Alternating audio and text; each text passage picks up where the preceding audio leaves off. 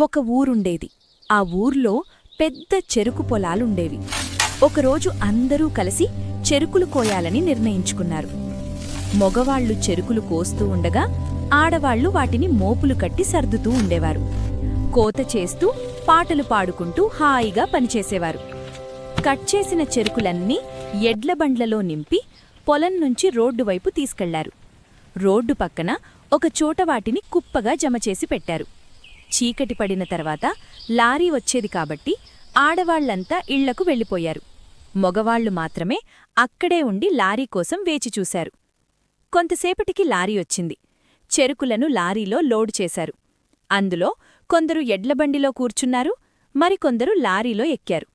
ఇంటివైపు బయలుదేరబోతుండగా అకస్మాత్తుగా రోడ్డు మధ్యలో ఒక దయ్యం కనిపించింది. ఇదేమిటి, రోడ్డు మధ్యలో ఎవరు నిలబడ్డారు అని వారు ఆశ్చర్యపోయారు. దగ్గరగా చూసేసరికి అది దయ్యమని గ్రహించి చాలామంది భయంతో పరిగెత్తారు. కాని అందులో ఒక ముస్లిం వ్యక్తి మాత్రం ధైర్యంగా దిగాడు.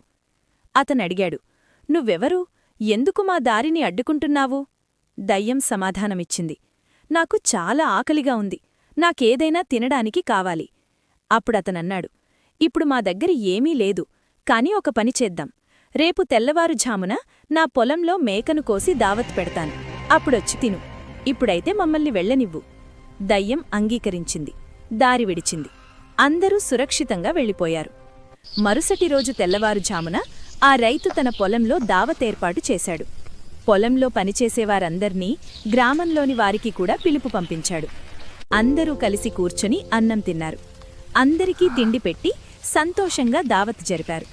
ఆ తర్వాత మళ్లీ చెరుకులు కోయడం, లోడ్ చేయడం చేసి తమ పనులను కొనసాగి. ప్లీజ్ సబ్స్క్రైబ్ చేయండి మా ఛానల్ను. మోర్